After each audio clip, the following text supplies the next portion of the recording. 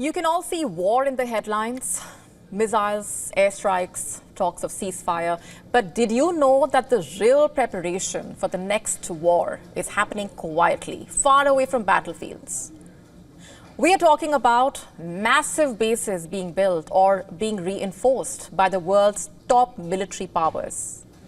From Africa's Red Sea coast to the heart of the Pacific Ocean, there are military bases in the places you've probably never even heard of. But they could end up defining the next war. Here's a look at the world's most powerful bases that could shape the next world war. Let's start off with Russia. It's reportedly building a strategic naval hub in Port Sudan. In February, the Sudanese foreign minister confirmed that Russia will build a military facility in the East African nation. The base would give Russia access to the Red Sea, which is a major global trade artery. Once it's constructed, Russia will join the US and China in the region. Now remember, the Red Sea is among the most strategic waterways of the world. It connects the Suez Canal to the Indian Ocean. About 12% of the global trade passes through it. The military base would allow Russia to secure its presence on a key shipping route and increase its military presence in Africa. And let's not forget, the future of Russia's naval presence in the Mediterranean was thrown into question when former Syrian dictator Bashar al-Assad was overthrown in December 2024. Russia began withdrawing assets from Syria, raising doubts about the future of its military presence in the country. And so naturally, Port Sudan would be of strategic importance to Russia. Next, we look at China. China is reportedly building a mega headquarters in its capital, Beijing. According to reports, the country is constructing a huge command center for its army, a facility that is basically expected to be at least 10 times larger than the US's Pentagon. It's the sheer scale of the reported base and the secrecy around it that has experts saying that this base could be the PLA's new nerve center, a facility designed for rapid deployment, coordination of everything from cyber warfare to nuclear readiness for that matter. The construction of the mega-sized facility has already raised alarm among Western intelligence agencies. They think that Beijing is preparing for a large-scale or even nuclear war. This facility would reportedly have heavily fortified bunkers to protect top CCP leaders if a war breaks out. It said the construction of the facility started in mid-2024, and intelligence analysts have already nicknamed it Beijing Military City. Next, Guam is not just a tropical island. It's America's front line in the Indo-Pacific. But you probably knew about this base. The Andersen Air Force Base is located in northern Guam. The U.S. Air Force Base serves as a strategic platform for power projection in the Indo-Pacific and supporting deployment of air and space forces. Originally built as a B-29 bomber base during World War II, this base has been in continuous use since 1945. And now the latest report saying that the U.S. is pouring billions into expanding its airbase here. New facilities are reportedly being built to deploy advanced strategic bombers, such as the B-21 Raider. They could also be used for operations amid tensions with China and North Korea.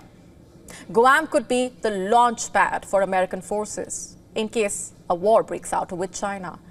In addition to being a base, the base in Guam also helps America counter China in the South China Sea. The goal is to strengthen America's Pacific posture and improve responsiveness of its air forces. Next up, Australia. Australia is also preparing to host nuclear submarines under the AUKUS Pact with the US and the UK. It's not just about technology. In Australia, it's about changing how fast the West can respond to threats in Asia. The Australian government, in fact, reportedly plans to put $127 million over the next 3 years to upgrade its facilities at the Henderson shipyard near Perth. It will become the maintenance hub for its nuclear-powered submarine fleet. Remember, Australia is an important member of a grouping called AUKUS that is supposed to act as a military counterbalance to China. And lastly, India. Not many know, but India's Andaman and Nicobar Command is quietly becoming a key player in the Indo-Pacific security. India already has a significant military presence in Andaman and Nicobar Islands, including the Andaman and Nicobar Command, which is a tri-service command, and naval bases like INS Dorava and INS Baz, all playing a crucial role in India's maritime strategy in the region. Located just off the Strait of Malacca, one of the busiest shipping lanes in the world, New Delhi is building up military infrastructure like naval air stations, ports in these islands, with an aim to keep an eye on China's suspicious activities. It also helps India's growing strategic assertiveness and positioning to monitor China's string of pearls bases. Ultimately, these are not just military outposts, they are statements of intent. They tell us where the lines are being drawn and just how far countries are willing to go to project their power. Sure, we may not be in a world war, but make no mistake here, the world is arming for one. And the Indo-Pacific region could be the next war theatre. It was a chaotic Monday at the global markets, a massacre, if you will, and all thanks to US President Donald Trump's sweeping tariffs. US stocks stumbled for a third straight day Monday, and the S&P 500 entered bear market territory. The Dow Jones Industrial Average was down more than 17% below its record high, as fears of a recession mounted on Monday, with some media outlets saying that the Trump administration was mulling a 90-day pause on tariffs, with the exception of China. Investors breathed a huge sigh of relief, but then White House official refuting those claims, saying such reports were fake news. Trump calls it medicine, but for investors, it's a bitter pill to swallow. On Monday morning, markets were in free fall from Tokyo to London. The outlook was grim. Asian equities suffered steep declines, while European shares plunged to their lowest in 16 months. Oil prices still plummeting. Anxiety about a US recession is palpable. Goldman Sachs has predicted a 45% chance of recession, 45% within the 12 months. But even as global markets spiral downward, Trump took to Truth Social, calling the situation a quote-unquote beautiful thing to behold. He claimed that tariffs were the remedy for America's massive financial deficits with countries like China, even the European Union, and that they are already bringing in billions. He insists that foreign governments will have to pay a lot of money in order to lift these levies. Is there pain in the market at some point? You're unwilling to tolerate this idea of a Trump put? Is there a threshold? I think your question is so stupid. I mean, I think it's I don't want anything to go down, but sometimes you have to take medicine to fix something. We will be taking in over $1 trillion over the next short period of time with the tariffs that I've already instituted. They're already in place. So what exactly is Trump's strategy is the immediate question. Will these tariffs lead to a recession? Economists are surely concerned, and the signs are troubling. Let's just take a closer look at Asia for now. On Monday, stocks experienced their worst rout in decades. Japan's Nikkei plummeted by 8.8%, hitting levels not seen since October 2023, and finished down 7.8%. Hong Kong's Hang Seng Index collapsed by 13.2%, which is its most significant one-day decline since 1997. Taiwan witnessed a 9.7% drop. That's the biggest ever one-day drop on record, by the way. While China's Shanghai Composite Index closed down 7.34%, just to give you a sense of what things look like. In an attempt to stabilize markets, China's sovereign fund intervened, but it was a morning of devastation across the board. Let's just look at Europe for now. European markets followed suit. Banks and defense companies took big hits. Once hot-performing defense shares experienced their largest declines since April 2020. Even billionaire investor Bill Ackman, who backed Trump's presidential campaign, is now calling for a pause on the tariffs to prevent an economic nuclear winter, quote-unquote. He said, and I'm quoting, "The president is losing the confidence of business leaders around the globe." The recession fears are very real. It means a significant decline in economic activity persisting for months. It's evident in the GDP, employment, retail sales, for that matter. Forbes warns that a recession in 2025 could trigger widespread economic disruptions, soaring unemployment, and a substantial contraction of corporate profits. In fact, small businesses in particular may face dire consequences because they have limited financial buffers. Just to put this simply, the common man is hit the hardest, with job losses, reduced wages, difficulty finding new work, along with potential strain on finances, and a general sense of economic uncertainty. According to Forbes, the potential fallout in the US could erase $5 to $8 trillion in household wealth and further suppress consumer spending. But here's what's compounding the issue in the United States. Recent budget cuts by the Trump administration's Department of Government Efficiency have allegedly weakened safety nets like unemployment insurance, food assistance. The bottom line is grim: mounting inflation, high interest rates, rising household debt, and escalating trade tensions, now worsened by the sweeping Trump tariffs. It's the perfect cocktail of factors to bring recession risks to a critical level. Yet, Donald Trump remains unfazed, it seems. Despite the trillions lost in market value, he said, and I'm quoting here, "I don't want anything to go down, but sometimes you have to take medicine to fix something," quote unquote. As he returned from a weekend of golfing in Florida, the US president emphasized that foreign negotiations depend on monetary concessions. On Monday, he urged patience and warned against panic as markets drop. In a post Monday, ahead of markets opening in the United States, he said, and I'm quoting, "The United States has a chance to do something that should have been done decades ago. Don't be weak, don't be stupid, don't be a panickin," quote unquote. So is this a strategy to secure concessions?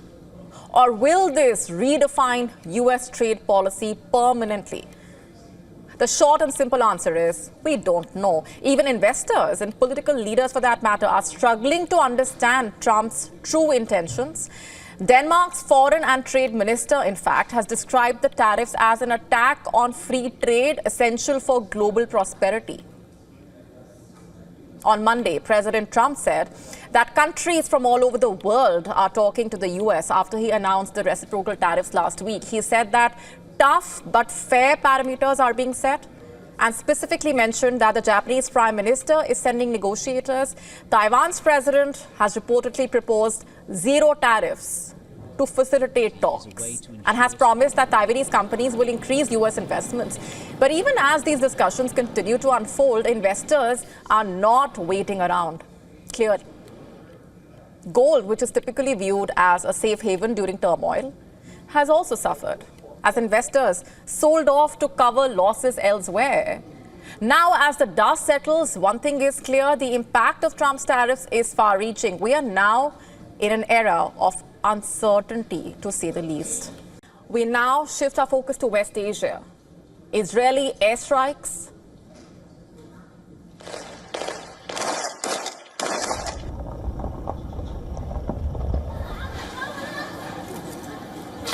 the devastation,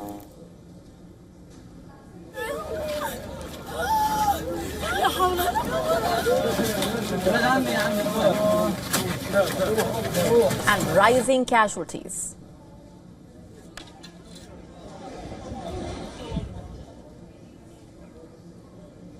This is currently the ground reality in Gaza, where Israeli airstrikes continue to pound the enclave, and safe space just simply no longer exists. In fact, space for Gazans is shrinking fast, with Israel now controlling 50% of its territory.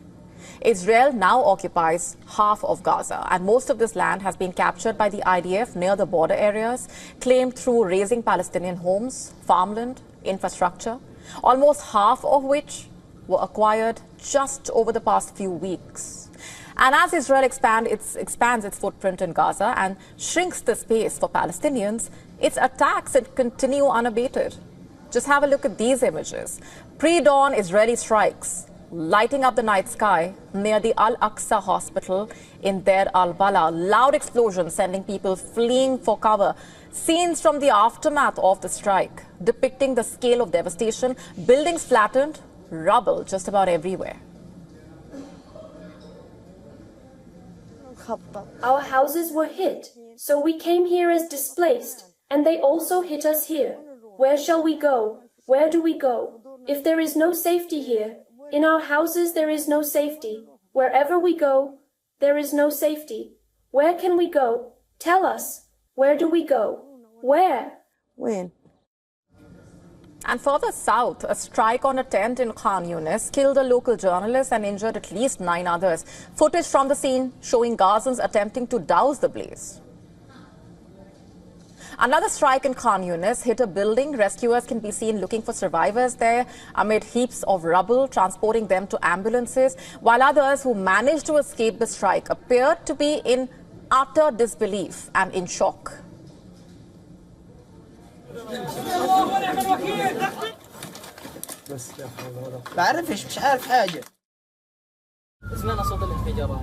We heard the sound of explosions.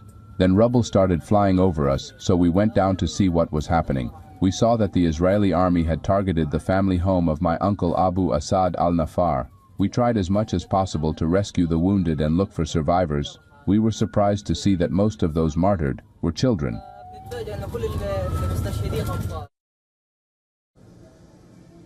You see, since dawn, the death toll from the Israeli airstrikes across Gaza has claimed at least 13 lives so far. And according to the Gaza's government media, at least 57 people have died, 137 injured over the past 24 hours, taking the death toll in Gaza to nearly 1,400 since the truce between Hamas and Israel broke on the 18th of March.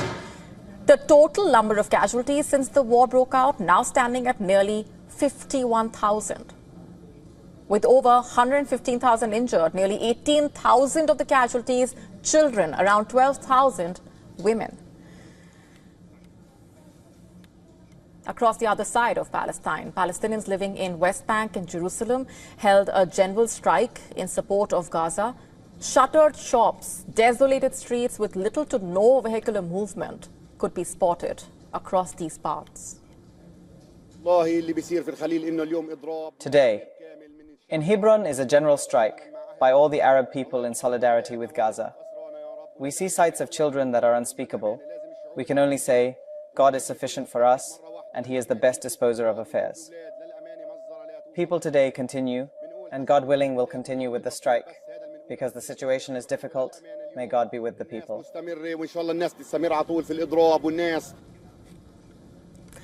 And as the Israeli Prime Minister Benjamin Netanyahu meets US President Donald Trump in Washington later today, the future of Gaza would be among the top topics discussed between the two leaders. But for the people of Gaza, the past, present and the future seem to all look bleak at this point. To stay up to speed with the latest news, download the WION app and subscribe to our YouTube channel.